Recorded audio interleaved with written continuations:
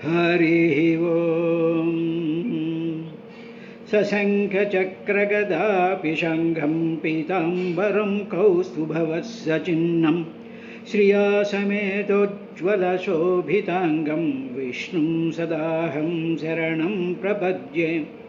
स्फुरत्सहस्रारशिखातितीव्रं सुदर्शनं भास्करकोटितुल्यं सुरद्विषां प्रणविनाशि विष्णोश्चक्रं सदाहं शरणं प्रपद्ये।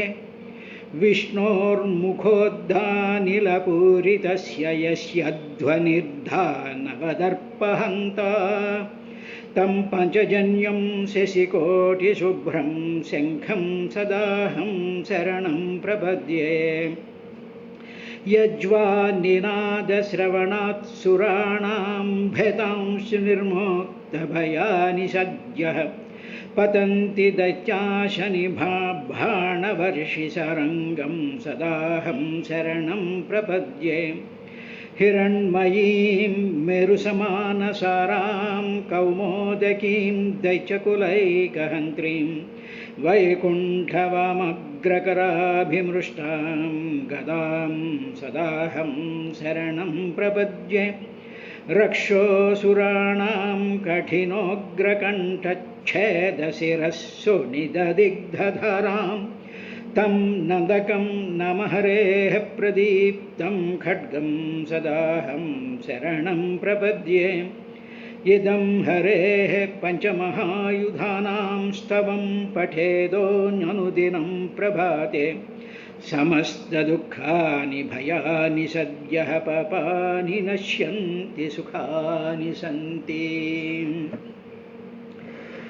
గుణనిధియగు ప్రహ్లాదుని గుణములనేకములు గలవు గురుకాలమునన్ గణుతింప అసఖ్యంబులు ఫణిపతికి బృహస్పతికిన్ భాషాపతికిన్ శ్రీవల్లభుడు తన్ను చెరిన ఎట్లైన చలికాండ్రినం వరచేరమరచు అసురారితనమ్రోల ఆడిన ఎట్లైన అసుర బలురతోడ ఆడమరచు భక్తవత్సలుడు సంభాషించినట్లైన పరభాషలకు మారు పలుకమరచు సురవంజుతనలోన చూచిన ఎట్లైన చొక్కి సమస్తంబు చూడమరచు హరిపదాంభోజయుగ చింతనామృతమున అంతరంగంబు నిండినట్లైన అతడు నిత్య పరిపూర్ణుడగుచు అన్నియును మరచి జడత లేకయనుండును జడుని భంగి.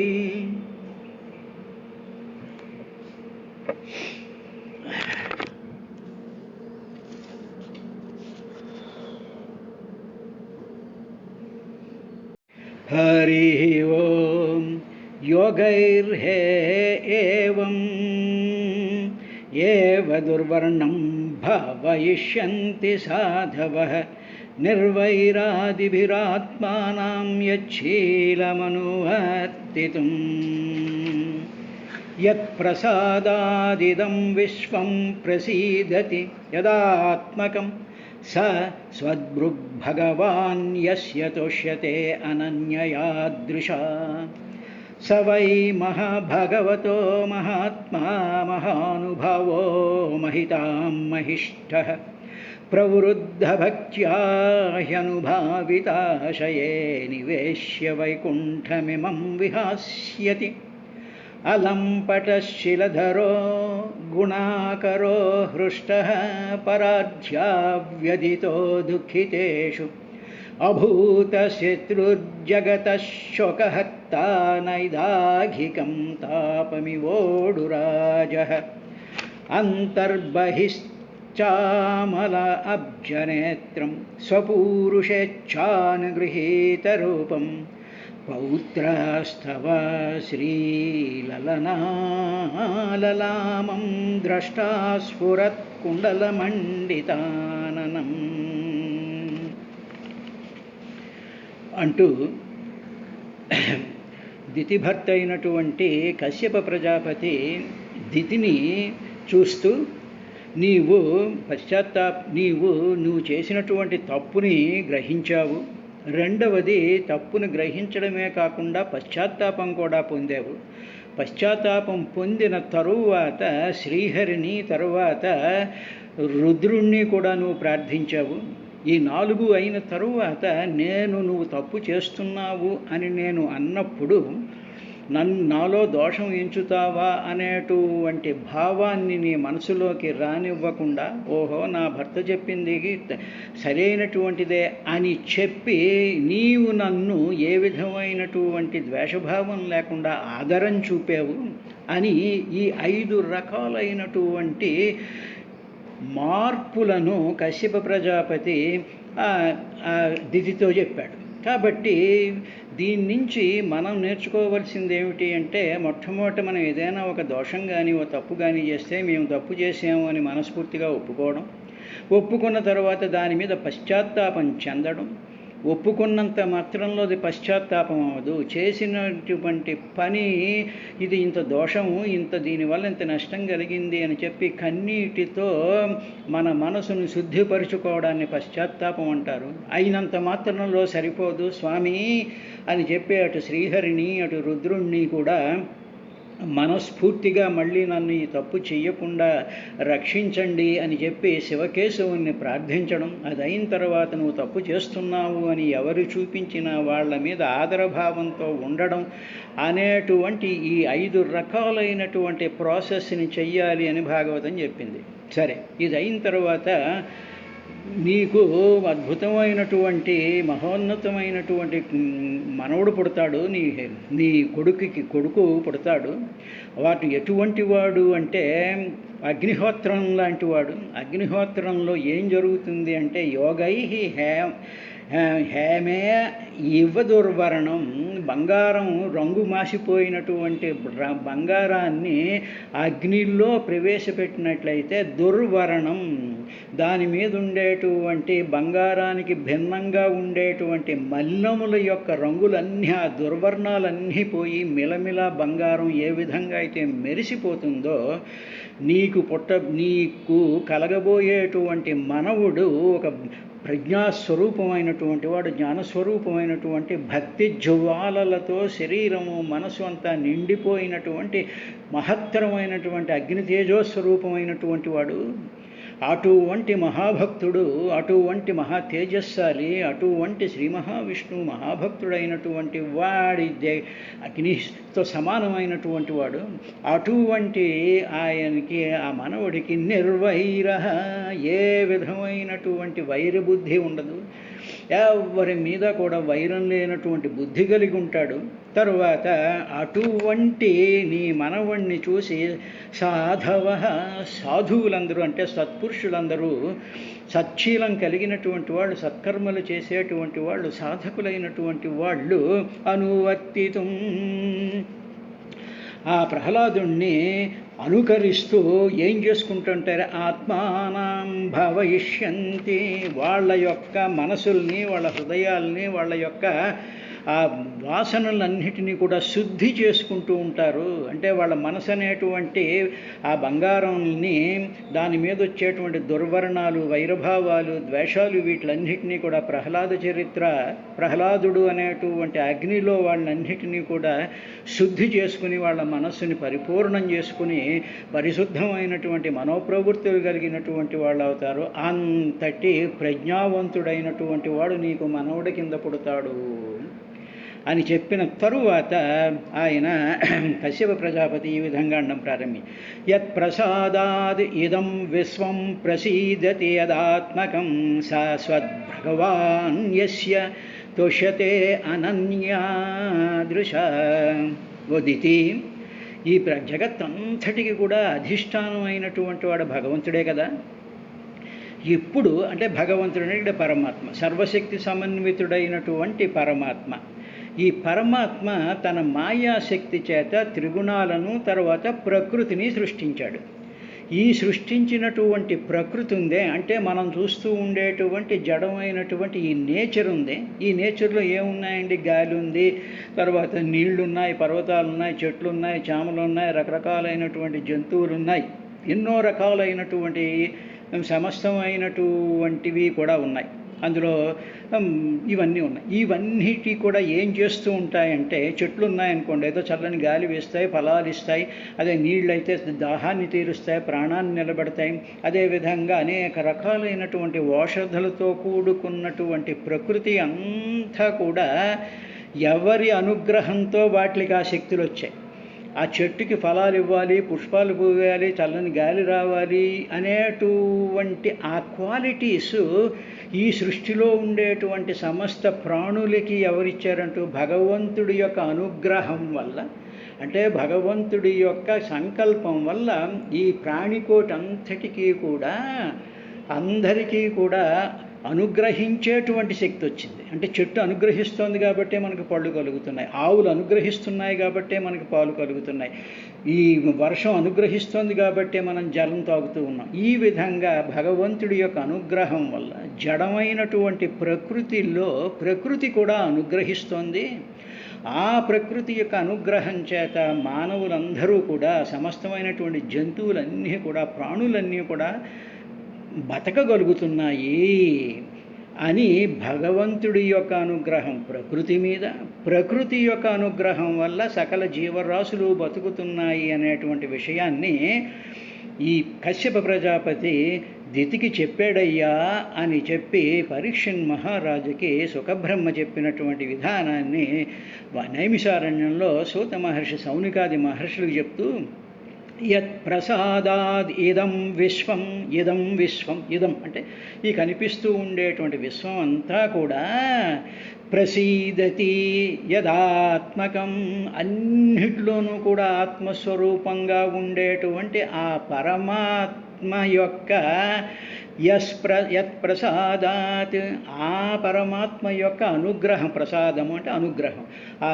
పరమాత్మ యొక్క అనుగ్రహం వల్ల విశ్వం, ఈ విశ్వం అంతా కూడా ప్రసీదతి, చాలా అనుగ్రహిస్తోంది మనంతటిని. విశ్వం అంటే ఇక్కడ సమస్తమైనటువంటి ఈ ఫ్లోరా అండ్ ఫానా అండ్ ఇవన్నీ కూడా. కాబట్టి అది మనకి ఆ అనుగ్రహిస్తోంది భగవంతుడి వల్ల. సా అట్టి స్వదృక్, అటువంటి సహ అంటే ఆ పరమాత్మ ఏమిటంటే స్వదృక్, ఆయన స్వయం ప్రభ కలిగినటువంటి వాడు, స్వయం ప్రకాశాత్మకుడైనటువంటి భగవాన్. ఆ భగవంతుడు యస్య తోష్యతే అనన్యదృశ, అటువంటి భగవంతుడు నీ మనవణ్ణి చూసి తోష్యతే అనన్యాదృశ, నీ మనవణ్ణి చూసి ఆయన ఎంతో సంతోషిస్తుంటాడు. ఎందుకో తెలుసా దితి, నీ మనవడు ఉన్నాడే వాడు అనన్యదృశ, చెట్టు కింద, పుట్ట కింద, నదిని కింద, వాయువు కింద చూడకుండా అన్నిటిలోనూ కూడా పరమాత్మనే చూస్తూ, పరమాత్మ యొక్క అనుగ్రహాన్నే తాను ఫీల్ అవుతూ, పరమాత్మే ఈ ప్రకృతి కింద ఇలాగ కనిపిస్తూ ఉన్నాడు. ఈ ప్రకృతిలో ఉండేటువంటి ఫలపుష్పాదులు కానీ, జలవాయువులు కానీ, ఈ ప్రాణికోటి అంతా కూడా భగవంతుడే అనేటువంటి ఒక దృష్టి, అనన్యమైనటువంటి దృష్టి కలిగినటువంటి వాడు కాబట్టి భగవాన్ తోష్యతే, భగవంతుడు సంతోషిస్తూ ఉంటాడు. దీనికి సింపుల్ ఎగ్జాంపుల్ మనం ఎప్పుడు గుర్తు చేసుకోవాల్సింది ఏంటంటే, బంగారం ముద్ద ఉందనుకోండి, బంగారం ముద్దలో కొన్ని వందల రకాలైనటువంటి నగలు తయారు చేసామనుకోండి. ఇప్పుడు ప్రహ్లాదుడు ఎలా చూస్తూ ఉంటాడంటే, నగల యొక్క ఆకార స్వరూపాలని, వాటి యొక్క డైమెన్షన్స్ని చూడకుండా అదంతా బంగారం కింద చూస్తూ ఉంటాడు. అదే అనన్య దృష్టి అంటారు. ఏది నిజమో దానిని చూచడమే అనన్య దృష్టి అంటారు. కాబట్టి మహత్తరమైనటువంటి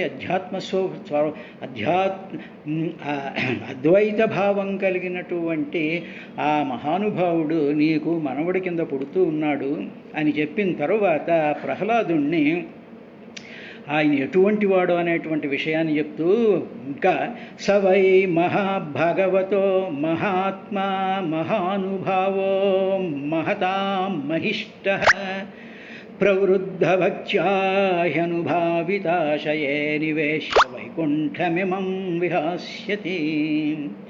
వదితి, ఇంకా ఏమనుకుంటున్నావు? సహా, ఆ పుట్టినటువంటి పుట్టబోయేటువంటి ఆ బాలకుడున్నాడే అతను మహాభగవతో చాలా గొప్పమైనటువంటి మహాభాగవతుడైన భగవద్భక్తుడు, భగవంతుడే తానే భగవంతుడు అనేటువంటి ఆ మహత్తరమైనటువంటి స్థితిల్లో ఆయన నిలిచిపోయి ఉండేటువంటి వాడు. కృష్ణ పదధ్యాన కేవలమృతపాన పరిణామయుతులు శ్రీ భగవతులు అంటారే. ఆ విధంగా పరమ మహాభాగవతోత్తముడైనటువంటి వాడు. తరువాత ఒకటది. రెండవది మహా గొప్పదైనటువంటి ఆత్మస్వభావము కలిగినటువంటి వాడు. అంటే ఆత్మ అంటే విశాలమైనటువంటి హృదయం కలిగినటువంటి వాడని సామాన్యమైనటువంటి అర్థం. సంకుచితమైనటువంటి మనసు హృదయం కలిగినటువంటి వాడు. మహా గొప్పదైనటువంటి ఆత్మ మనసు బుద్ధి కలిగినటువంటి వాడు. అంటే మహా అంటే విశ్వవ్యాప్తమైపోయినటువంటి ఆత్మస్వభావమునే తన జీవితంగా మలుచుకున్నటువంటి వాడు మహాత్మ. రెండు మహానుభావ, ఆయన మహానుభావుడు. 3 పదాలు వాడారు. మహాభాగవతుడు, మహాత్ముడు, మహానుభావుడు. మహా అంటే చాలా గొప్పదైనటువంటి లిమిట్లెస్ అనుభవం కలిగినటువంటి వాడు. ఏ అనుభవం కలిగినటువంటి వాడు అంటే పరమాత్మ యొక్క అనుభవాన్ని మహానుభావము అంటాం, అనుభవము అంటాం అన్నమాట. అనుభవము అంటే మనకు కలిగేటువంటి ఎక్స్పీరియన్సెస్ ఉన్నాయి, వాటి అనుభవాలు అంటూ ఉంటాం. ఏదో చిన్న కష్టం కలిగిందండి అదొక అనుభవం, సుఖం కలిగిందండి అదొక అనుభవం, ఏదో తింటే కాస్త సంతృప్తి కలిగింది అదో అనుభవం. ఈ అనుభవాలన్నీ కూడా లిమిటెడ్గా ఉంటాయి, అవి కాలంలో నశించిపోతూ ఉంటాయి. కానీ ఈ భగవద్ అనుభవం ఉందే అది మహా గొప్పదైనటువంటి అనుభవం. కాబట్టి మహానుభావులు ఎవరు అంటే త్యాగరాజస్వామి ఎందరో మహానుభావుల యొక్క కీర్తనలో ఎవరు మహానుభావులు ఆయన మొత్తం టోటల్ లిస్ట్ ఇచ్చారు. అది కావలసి చూసుకుంటే మహానుభావులు ఎవరో తెలుస్తుంది. తరువాత మహతాం మహిష్ట, తరువాత మహతాం గొప్పవారు అందరిలోనూ కూడా మహిష్ట చాలా గొప్పవాడు. కాబట్టి ప్రహ్లాదుని చెప్పిన తరువాతే మిగతా మహానుభావుల గురించి చెప్తారు. వాళ్ళ మహర్షులు కానీ సిద్ధులు కానీ సాధ్యులు కానీ ఎవరైనా కానివ్వండి, వీళ్ళందరికన్నా కూడా శీర్షస్థానంలో ఉండేటువంటి మహతాం మహిష్ట. అందువల్ల మహా మహా మహా మహామహి అనేటువంటి ఆ మహాశబ్దంతో మనకి ఆయన యొక్క గొప్పదనాన్ని కశ్యప ప్రజాపతి దితికి చెప్పాడయ్యా. తరువాత ఆయన ఇంకా ఏం చేయగలిగినటువంటి వాడండి, ఆయన ఏం చేశాడు అంతటి మహాస్థితి కలగడానికి కారణం ఏమిటో తెలుసా? ఓ దితి, అతను ఇమం విహాస్యతి. ఇమం అంటే ఈ శరీరం ఉందే, ఈ శరీరం నేను కాదు, నా శరీరం అంతా అణువులోనూ కూడా చతుర్భుజుడైనటువంటి వాడు, పంచాయుధ స్వరూపాలతో కూడుకున్నటువంటి వాడు, మహా తేజోవంతమైనటువంటి ఆ శ్రీహరే నా అణువులోనూ అంతర్భాగాలలోనూ కూడా నిండిపోయి, నేను ఈ శరీరం కాదు, నా ఈ హృదయం కాదు, ఈ ఇంద్రియాలు కాదు, ఇవేమీ కాదు అనేటువంటి ఇమం విహాస్యతి. ఇమం అంటే ఈ దేహాభిమానాన్ని వదిలేసినటువంటి వాడు. వదిలేశాడు. మరి ఏమిటి ఆయన పెట్టుకున్నాడంటే ప్రవృద్ధ భక్త్యానుభావితాశయే నివేశ్య వైకుంఠం. ఆ వైకుంఠుణ్ణి నివేశ్య తన మనసులోనూ తన హృదయంలోనూ తన పలుకులోనూ తన చూపులోనూ తన ఆలోచనల్లోనూ కూడా ఆ చతుర్భుజుడైనటువంటి ఆ వైకుంఠుణ్ణి పూర్తిగా నివేశ్య నింపేసుకుని ఉండడం వల్ల ఏం జరిగింది అంటే ప్రవృద్ధ భక్త్యా, ఆయనలో భక్తి అలాగ పెరిగిపోతూ ఉన్నది. అంటే అగ్నిహోత్రంలో మనం సమిధులు వేస్తున్న కొద్దీ అగ్నిహోత్రం ఏ విధంగా అయితే పెరిగిపోతూ ఉంటుందో అలాగా నిత్యము కూడా హరినామస్మరణ చేస్తూ ఉంటే, నారాయణ స్మరణ చేస్తూ ఉంటే ఏం జరుగుతుంది అంటే మనలో ఉండేటువంటి భక్తిభావం ప్రవృద్ధ భక్త్యా, మనలో ఉండేటువంటి ఆ భావం భక్తిభావం పెరుగుతూ ఉంటుంది. ఇది ఒక మంచి రహస్యం అండి ఇక్కడ ఆయన చెప్తూ ఉన్నాడు దితికి. అందువల్ల నిరంతరము కూడా ఎవరైతే నామస్మరణ చేస్తూ ఉంటారో, ఎవరైతే ఆ మనకి ఇష్టదైవం యొక్క నామాన్ని నిరంతరం జపిస్తూ ఉంటామో, తపిస్తూ ఉంటామో, స్మరిస్తూ ఉంటామో, అప్పుడు మనలో భక్తిభావం ప్రవృద్ధ్య. అగ్నిహోత్రంలో ఒక ఒక సమిధ వేస్తే అగ్నిహోత్రం ఎలా ప్రజ్వలిస్తుందో, ఆ సమిధ అయిపోగానే ఇంకోసారి వేయకుండా ఉన్నాం అనుకోండి, ఆ అగ్నిహోత్రం మళ్ళీ చల్లారిపోతూ ఉంటుంది. ఈ అగ్నిహోత్రం ఏమిటంటే భక్తి, వేసేటువంటి సమిధ ఏమిటంటే మనం చేస్తూ ఉండేటువంటి నామస్మరణ. కాబట్టి ప్రవృద్ధ భక్త్యా, అటువంటి దానితో ఆయన అనుభావిత ఆశయే, అటువంటి ఆ అనుభవం చేత పవిత్రం చేయబడింది ఓ ద్వితీయ అతని హృదయం.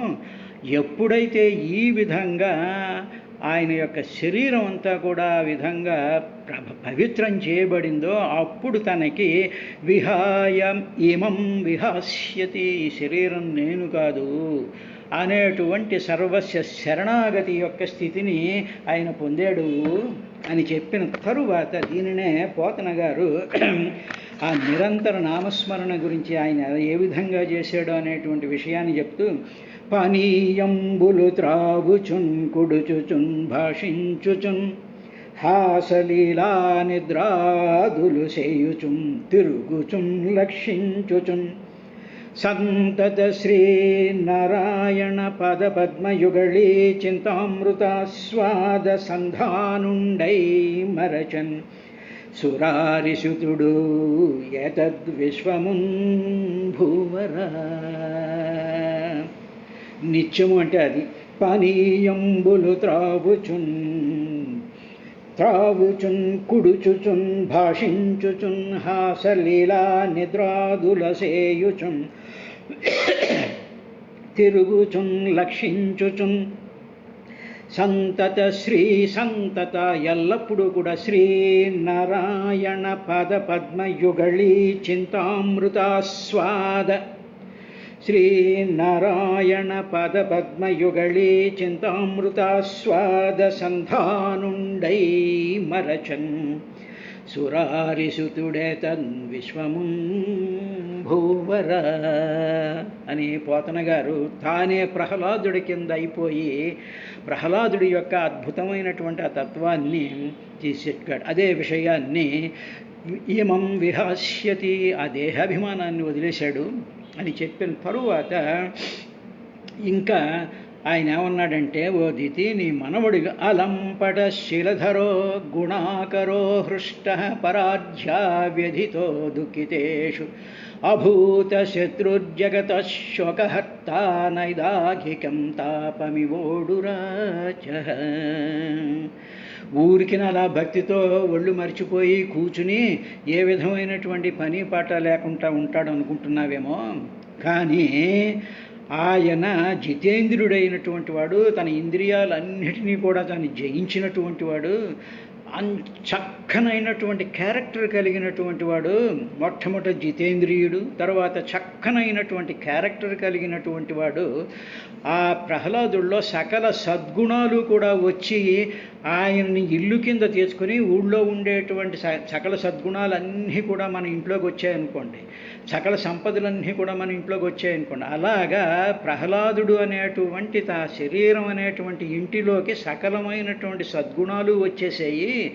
తరువాత ఆయన ఇంకా ఏం చేస్తాడు, ఇతరులు ఎవరైనా సరే అభివృద్ధి చెందుతూ ఉన్నప్పుడు వాళ్ళని చూసి చాలా ఆనందిస్తాడు. అయ్యో వాళ్ళు పెరిగిపోతున్నారు అనేటువంటి ఆ ద్వేషభావం కానీ అసూయభావం కానీ లేకుండా ఉంటాడు. అంతేకాదు ఇతరులు ఎవరైనా సరే దుఃఖిస్తూ ఉంటే తాను కూడా ఆ దుఃఖాన్ని పొందుతూ ఉంటాడు. అతడు అజాతశత్రుడు, అతనికి ఎవ్వరూ శత్రువులు ఉండరు. ఎటువంటి వాడు అంటే వేసంకాలంలో మండు టెండల్ అయిన తర్వాత గచ్చంతా కూడా వేడిగా ఉండి ఆ గాలులు వేడి గాలులు వీస్తూ ఉండేటువంటి రాత్రి సమయంలో చల్లనైనటువంటి వెన్నెలలో ఏ విధంగా అయితే ఆ వేడి తాపం తగ్గుతుందో అలాగ ప్రహ్లాదుడిని తలుచుకుంటే చాలు మన శరీరంలో ఉండేటువంటి తాపాలన్నీ కూడా తొలగిపోతూ ఉంటాయి. తరువాత ప్రహ్లాదుణ్ణి తలుచుకుంటే చాలు ఆయన జనుల యొక్క శోకాన్ని తగ్గించగలిగినటువంటి వాడు. చూడండి ఎంత అద్భుతమైనటువంటి వరప్రసాదం చేశాడో ఆయన కశ్యప ప్రజాపద్ధతికి. ఆవిడ చేసింది దోషమే, తప్పు చేసింది. తప్పు చేసిన తర్వాత ఒప్పుకుంది, ప్రాయశ్చిత్తం చెందింది, ఆ భక్తను ఆదరంగా చూసుకున్న తర్వాత ఒక చిన్న దోషం చేసిన ఆ దోష పరిహారార్థము అది మనస్ఫూర్తిగా దోషాన్ని యాక్సెప్ట్ చేసినప్పుడు మన మనసుకి మహత్తరమైనటువంటి ఆనందాన్ని ఇచ్చేటువంటి ఫలం కలుగుతుంది, ఆహ్లాదం కలుగుతుంది, ప్రకృష్టమైనటువంటి ఆహ్లాదం కలుగుతుంది. కాబట్టే ప్రహ్లాదుడు అని చెప్పి ప్రహ్లాద జన్మ వృత్తాంతాన్ని ఆయన చెప్పాడు. తర్వాత అలంపటః, ఇంద్రియ భోగాలేమీ లేనటువంటి వాడు, శీలధర, శీలం కలిగినటువంటి వాడు, గుణ ఆకరః, ఆకరం అంటే నివాసస్థానం, సమస్తమైనటువంటి గుణాలు మంచి గుణాలు ఉన్నాయి. పరబుద్ధ్యా, ఇతరుల సంపదలను చూసి హృష్ట, ఆనందించేటువంటి వాడు. దుఃఖితేషు వ్యధిత, ఇతరుల దుఃఖాలను చూసి వ్యధిత, దుఃఖించేటువంటి వాడు. అభూ అజాత శత్రు, శత్రువులు లేనటువంటి వాడు. నైదాఘికం, వేసవకాలంలో తాపాన్ని పోగొట్టేటువంటి ఉడురాజ, చంద్రుడు వలె ఆయన సమస్త జనుల శోకాన్ని పోగొడతాడు అని చెప్పి ప్రహ్లాదుణ్ణి మనం కూడా తలుచుకునేటువంటి విధంగా ఆయన చెప్పాడు. రేపటి కార్యక్రమంలో మిగతా విశేషాలతో వస్తాం.